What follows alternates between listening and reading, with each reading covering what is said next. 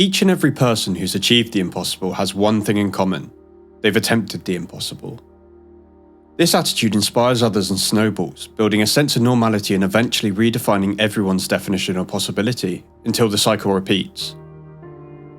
The ability to test, push, and redefine limits is a trait that all speedrunners possess. Without their devotion and dedication, even when people told them that something wasn't achievable, the speedrun times in Operation Iron Horse, the second raid in Tom Clancy's The Division 2, wouldn't be anywhere near as fast as they are today. This is the story of the world record history and subsequent redefinition of possible in Operation Iron Horse. Operation Iron Horse launched on June 30th, 2020, bringing with it new loot and exotics. The raid has a team of 8 gradually working their way through a foundry against the True Sons, killing bosses until they eventually reach the final boss, Colonel Morozova, who's trying to destroy the White House with a weaponized train. This raid surprised the community at first, due to its never-seen-before mechanical depth and reliance on teamwork, as opposed to individual players' ability to deal damage, like the previous raid. There was a lot of controversy surrounding the world's first race winners, with widespread cheating allegations which left a sour taste in many players' mouths. But despite that, others decided to put their head down and see how fast they could clear the raid and get a taste for where the limits lay. The first team to hold long-standing world records was a team hailing from Korea, containing popular streamer at the time, Foxywagen. Foxywagen & Co. posted their first time of 40 minutes and 10 seconds on the 2nd of July 2020, just 2 days after the raid's release, when many other competent teams still hadn't even completed it. This run utilised what's referred to in the community as Day 1 strats. This means strategies and approaches to raid encounters which are relatively unchanged from those utilised in first-time clears. Within a very short space of time, the team had drastically improved on their time. On the 5th of July, they posted a 34-minute and 5-second run, saving over 6 minutes on their previous personal best. Again, most of the strategies used were pretty rudimentary, but this brought with it one new strategy, which became the new standard in speedruns and casual raids alike, and still is to this day. The third boss encounter, referred to as Williams, ends with the team shooting RPGs at turrets which the boss is shooting at the team to destroy them. After repeating this 3 times, the boss jumps down to the ground and is now vulnerable to damage.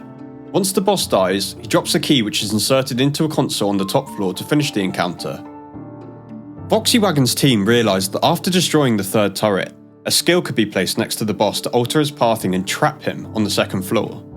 This meant that he could be killed much faster, but also save time elsewhere. To fully understand this strategy, we must first review a core mechanic of The Division 2. So that important items don't spawn in unplayable areas, the game will teleport loot and/or other items to the player nearest to the target if that target is killed out of bounds. With Foxywagen's strategy, because the boss dies out of bounds, the key to end the encounter is teleported to the player closest to the boss at the time of his death. This can be manipulated through coordinated player positioning so that the key spawns on the top floor, meaning the encounter can be ended much earlier than previously thought.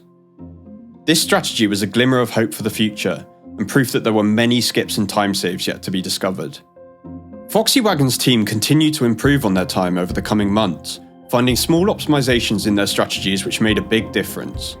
On the 24th of July 2020, another new strategy which played a big role in early Iron Horse speedruns was showcased by Foxywagen: Striker's battle gear on the 4th and final encounter of the raid, Colonel Morozova. First, some information. Striker's battle gear is a gear set in the game which gives bonuses to weapon damage as well as increased weapon rate of fire. Paired with the correct weapons, this gear set is a monster for outputting a huge amount of damage in a short space of time.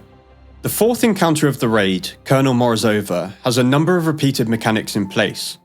Heavy enemies spawn from the train, and once killed drop a key similar to the one at the end of the 3rd encounter. This key is then used to charge a big turret at the back of the map, which once fully charged lets out a burst of fire at the big train, damaging it. In parallel to this, a giant mortar shell, nicknamed the Red Bullet, is being loaded into a train carriage which must be destroyed before it's loaded and shot at the White House, forcing the team to redo the encounter from the beginning. In a similar fashion, small mortar turrets pop up on the train which must be destroyed by the team, else the encounter can't be progressed. Damage to the bullet and mortars is intended to be dealt by RPGs which spawn on a timer at the back of the map. In the early days of speedrunning Iron Horse, this encounter was limited by the time it took to destroy the mortar turrets and Red Bullet, and there was no conceivable way to speed up the RPG spawns. Subsequently, Foxywagen and his team realised that if they could get enough damage output to use guns to damage the bullet and mortars, the encounter would be over quicker, so that's exactly what they did. They also noticed that the heavy enemies who dropped keys could be killed whilst running out of the train, which is considered as out of bounds, and so the key teleport mechanic mentioned earlier kicks in. The combination of these two new strategies opened even more doors to achieve the impossible, ultimately leading to multiple world records for the team, including their 26-minute and 7-second run recorded on the 26th of July. But this wouldn't last long. A new challenger entered the field, long-standing, high-achieving French clan HFR, who had proven their worth by posting many limit-pushing times in the game's first raid, Operation Dark Hours. On the 10th of August 2020, HFR showed that Foxywagen's team wasn't untouchable, posting a new world record of 25 minutes and 1 second, utilising no strategy overhauls but instead optimisations on the existing ones. Foxywagen's team responded almost immediately, reclaiming the world record with a final time of 24 minutes and 2 seconds on the 23rd of August. Around this time, a cheated run of 16:46 was posted to the leaderboards. This was a huge blow to the active Division 2 speedrunners, as it meant that true, in-game number 1 was no longer realistically possible. Despite this, teams continued to run for the number 2 spot. Unfortunately, the 24:02 was the final time Foxywagen's team posted before disbanding, and in September, HFR beat it with a new world record of 22 minutes and 22 seconds, which stood for a month. At this point, the optimised strategies and small time saves were thought to be close to final, with the only improvements being due to better execution and coordination. That was all about to be flipped upside down. On the 6th of October 2020, LFN and RXL, two international clans consisting of Year 1 world record holders and general huge-brained gamers, entered the Iron Horse scene with a bang. A video was posted containing a 21-minute run of the raid's Discovery mode, a mode with the same encounters but watered-down mechanics and easier enemies, to show proof of concept of a completely new strategy with potential to shave minutes from the final time. Until this point, the fourth encounter was by far the longest encounter in the raid, clocking in at 8 to 9 minutes with perfect execution. This encounter consists of 4 main phases. The first phase, where the red bullet and mortars are destroyed. The second phase, where the bullet is destroyed and the boss is damaged to a cap. The third, which is a repeat of the second. And the fourth, where the train is destroyed by inserting keys, the bullet is destroyed and the boss is damaged. The encounter ends with a final damage phase before a final RPG is shot at the bullet. Between each phase, the team takes cover at the front of the map in an area nicknamed the Tunnel. This protects them from a missile strike which instantly kills anyone caught in it. During the second and third phases, the tunnel is electrified with deadly shock and EMP, killing players almost immediately and rendering them unable to use skills to protect themselves, in an effort to keep players out of areas they shouldn't be in. This shock and EMP is deactivated when the red bullet is destroyed, allowing players to enter without taking damage. In the video posted by RXL member Lil Shadow, the fight went relatively normally in the first phase. Heavy enemies were killed swiftly on the pipes by highly skilled players with sniper rifles, but one thing stood out to those with a keen eye: no one was damaging the red bullet. At the end of phase 1, the team regrouped at the front of the map, ready to enter the tunnel, but because the red bullet hadn't been destroyed, the tunnel was still electrified. As mentioned earlier, the damage taken by this shock is enough to kill even the tankiest of players in a matter of seconds, but RXL and LFN had a plan. By utilising an in-game perk which makes team members near your skills immune to shock and EMP, the team could enter the tunnel, even with it electrified, and use healing builds to counter the incoming damage. Because the encounter was then glitched, phase 2 and 3 consisted of only the boss damage portion, meaning significant time was saved on the previous strategy. With this, a 6-minute Morozova was suddenly a reality. The teams involved in Inception coined this strategy Faraday, named after the perk used to mitigate the shock and EMP. The chase was now on to post a world record in the normal version of the raid, to prove and validate Faraday as a viable speedrun strategy. Unsurprisingly, this happened very quickly. On the 6th of November 2020, LFN and RXL posted a new world record, clocking in at 22 minutes and 6 seconds. Whilst this wasn't the giant improvement promised by the skip, it was a sign of what was to come. For a few months, small, gradual improvements and optimizations took place, slowly getting the world record faster and faster. Like in previous times, this gradual improvement led to thoughts in the community that Iron Horse was close to its limit, and that new strategies and wild improvements were a thing of the past. LFN were just about to prove that totally wrong. On the 8th of January 2021, LFN released another new strategy, this time on the second encounter, Captain Pfizer, posting a new world record of 20 minutes and 6 seconds in the process. The Captain Pfizer encounter has the team reading codes from inside a sandforge, relaying them to teammates and then communicating red boxes strategically placed around the map to shoot in a specific order. After completing a few other mechanics, the boss becomes vulnerable to damage and the encounter can be ended by killing him. These red boxes are on a fixed timer, so they can't be shot immediately, and this was well known to be the limiting factor in speedruns, even in the early days of Iron Horse.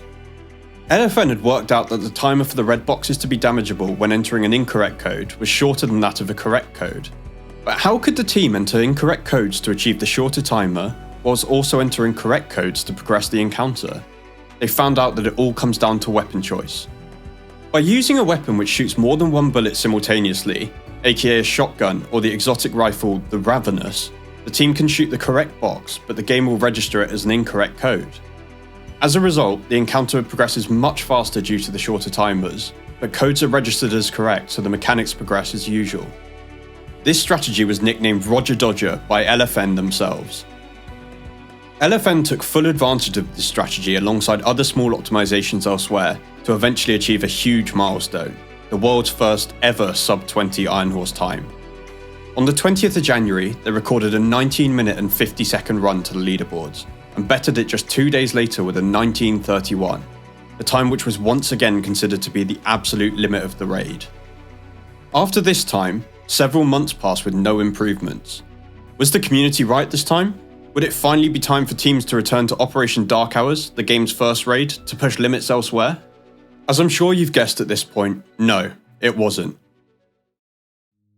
On the 21st of March 2021, a photo mysteriously appeared in the Times channel of the Vroom.gg Discord server, a community for Division 2 speedrunning, which would shake the entire community. Remember HFR from earlier world records? They were back, and with the biggest bang of them all. With no video or splits, HFR uploaded a picture of a leaderboard time which would go down in history. They hadn't just beaten LFN's nearly fully optimised time by a few seconds. No, they'd achieved an 1840, beating LFN by nearly an entire minute. The community immediately knew that new strategies had been discovered, but with HFR keeping very quiet on what those were, a hunt began. People tried everything, trying to just damage bosses immediately, trying to skip whole areas, but unbeknownst to them, the answer was right in front of their eyes all that time. You see, in Dark Hours, a new strategy had recently been discovered on the first boss, whereby all mechanics could be skipped by utilising Negotiator's Dilemma.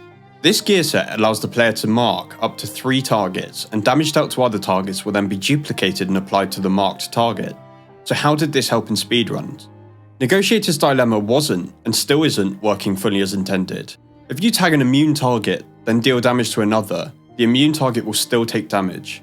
This means that you can bypass immunity barriers intended to enforce mechanics and kill bosses much earlier than intended, completely skipping mechanics in the process.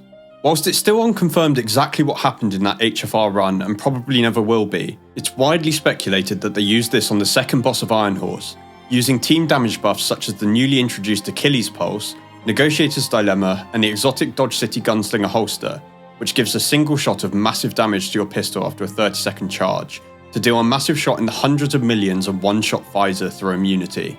The discovery of this strat meant that a fight that previously took nearly 2 minutes to complete now took only 1, saving a whole minute on previous strategies as mechanics no longer needed to be completed.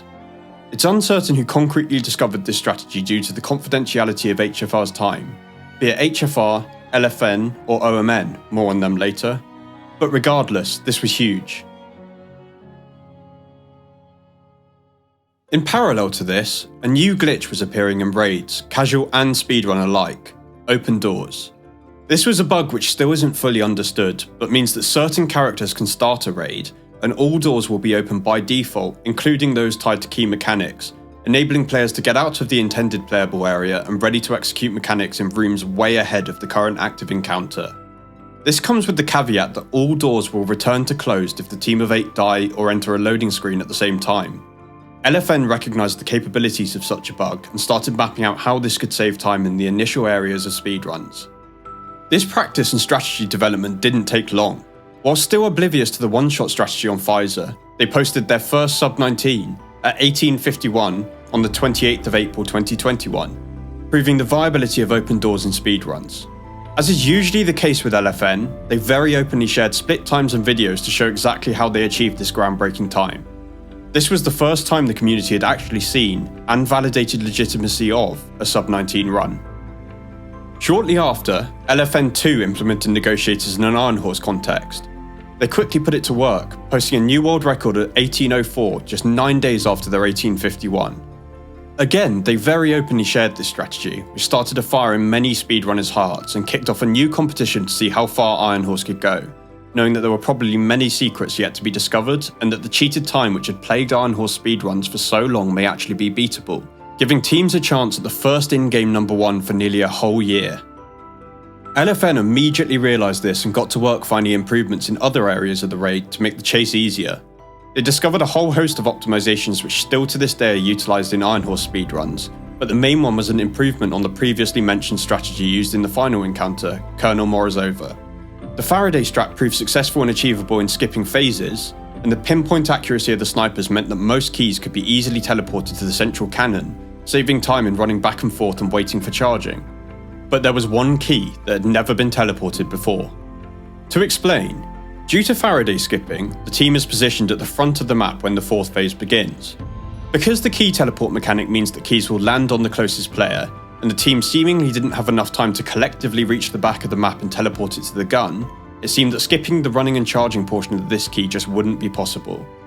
But where there's a will, there's a way, and LFN realised that by intentionally dying at the back of the map, they'd have time to line up their shots and pull the trigger with nearly frame-perfect timing to teleport the key to the back of the map and save additional time. As a result of this new save and some other minor optimizations, the 6-minute barrier on Morozova was broken, leaving the time in the 5s. LFN once again showed the validity of this strat off very publicly, eventually posting a legendary time with a coordinated, scheduled release of videos which felt like a blockbuster movie release. On the 12th of May 2021, they posted a 17-minute and 20-second time, showcasing their new strategies and once again narrowing the gap between legitimate and cheated times.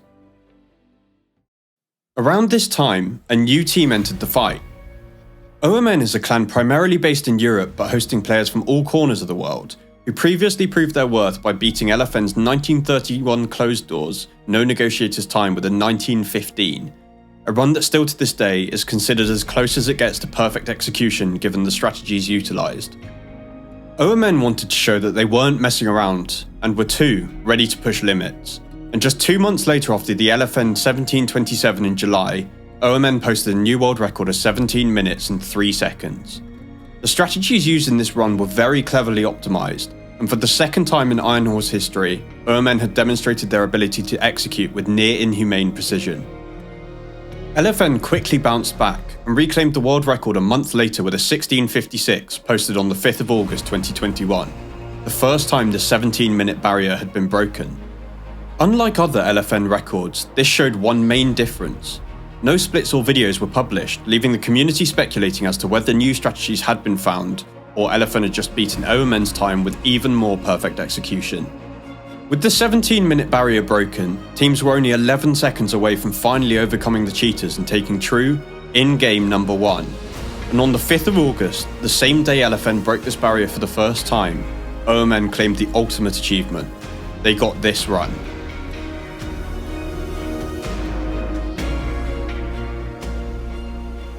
As a speedrunner myself, I can't even begin to imagine the sense of accomplishment felt after putting in so much work to finally beat the cheated time, even if only by a tiny fraction of a second.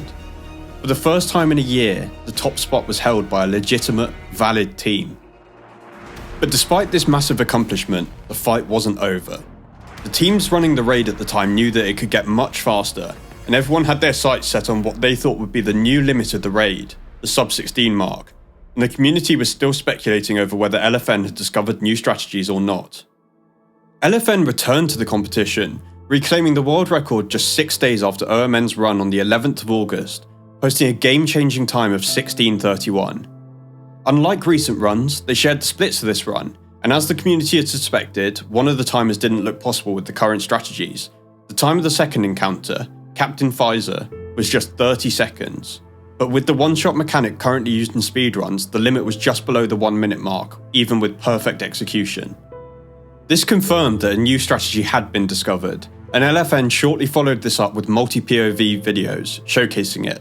LFN had realised that enemies spawning very early into the encounter, close to the front of the map and usually used to drop RPGs which are utilised to progress normal mechanics, had a weak point on their back which could be shot at in the same way as the previous one shot to transfer full damage and kill the boss much earlier than previously thought possible.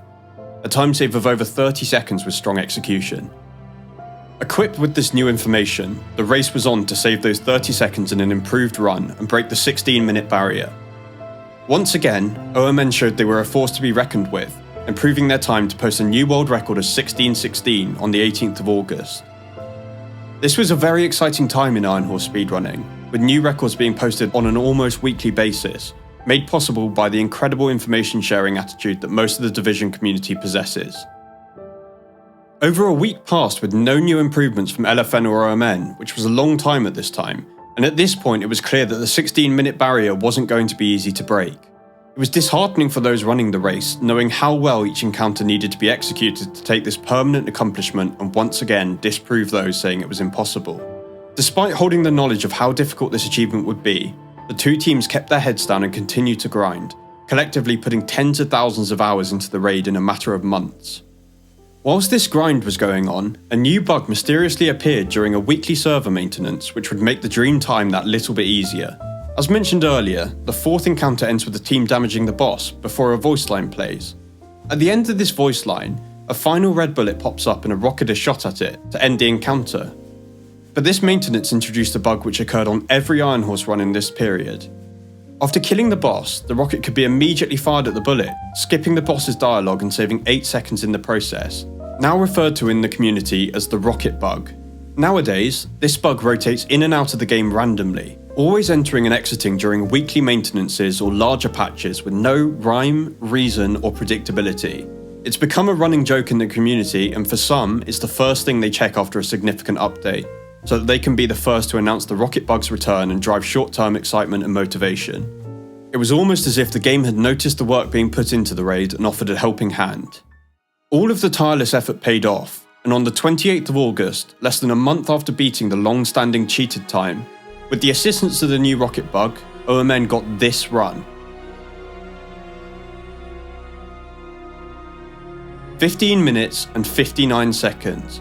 Less than a single second made the difference between a continuation of the grind and the dream, but nonetheless, they'd accomplished the impossible and broken the 16-minute barrier for the first time in Division history, showcasing remarkable strategy refinements and incredible execution in the process. Understandably, after this run, OMN took a break from Iron Horse for a number of months as they were burnt out. Despite this, there was one legendary team who'd shown in the past that they wouldn't settle for number 2, and were yet to break the 16-minute barrier: LFN. On the 17th of September 2021, LFN achieved a 15-minute and 38-second time, bettering OMN by over 20 seconds. The splits from this run were previously unheard of, and whilst there were some new strategies involved, they were all minor optimizations, and this run was testament to LFN's ability to execute, similar to OMN. After posting this time, LFN too took an extended break from the raid due to burnout. After all, with no one competing for the number 1 spot, there was no reason to further optimize the raid. That said, they did briefly return to the game in March 2022 with a new team to post an improvement on their previous time and claim a new world record of 15:26, again demonstrating some small, logical optimizations. This record would stand for just over a month. Whilst no new content was being produced for the game, a time nicknamed the content drought, a number of teams had started raid speedrunning to find replayability and a reason to stay in the Division universe. One of these teams, Sal, was showing some promise, gradually posting screenshots of small improvements. Buying into the dream of this promise was a smart thing to do, as on May 9th, 2022, Sal beat the current LFN world record by 10 seconds, showing just how far strong execution can go, with a final time of 15 minutes and 16 seconds. But this wasn't enough for them. They knew they could go faster. On June 3rd, they got this run: 15:08, a time with mind-blowing splits, and one that had people questioning whether the 15-minute barrier could be broken in a legitimate run, but also aware of how monumental this achievement would be. This record still stands today, and the question about 15-minute times is still very much alive within the community. Experienced teams know that the time is beatable, but some serious, close to perfect execution would be required to pull it off. Many have tried to beat Sal's run, and some have come very close, but so far, all have failed. That said, if there's one thing to learn from the past, it's that we should never doubt the determination and creativity these players possess, and that we should never question it when they set out to achieve the impossible. I'm very excited to see where Iron Horse speedrunning goes, and see who first conquers the crazy 15-minute barrier. I'm sure there are many secrets yet to be discovered. If you're still here, thanks very much for watching to the end. I hope you enjoyed learning about the history of Iron Horse. If you enjoyed the video, please like, comment, subscribe and share with your friends. It helps the channel out massively. Many of the times and events that happened in this video were initially posted in the vroom.gg Discord server. The Vroom server is a central, non-toxic hub for speedrunners to come together, celebrate success and troubleshoot strategies and builds. Anyone is welcome, and if it's something that would interest you, I've left an invite in the description. Finally, I've covered off the 4 main players and biggest strategy overhauls in this video, but I'd like to give some special mentions to others. Getting Iron Horse speedruns as fast as they are today has been a huge community effort, and many teams have put in just as much effort as the world record holders to excruciatingly test and execute new strategies. Special mentions go to the Japanese team, a PlayStation team who were responsible for many minor optimizations, including the oxidizer strategy in the heat chamber after the first boss. OMN, who shared many optimizations and adjustments in the raid, including a strategy utilizing the Faraday perk to avoid time losses due to bad RNG on the third encounter, leading to more shots on goal for the community. LFN, who similarly shared many optimizations, including an overhaul of the third encounter. XNX, IDR, NOM, Dog and Cut, a group of 3 console teams who fought hard to show that console world records didn't need to sit so far from PC world records. Finally, anyone running their own race and realising their own goals. Keep smashing it. Thanks for watching.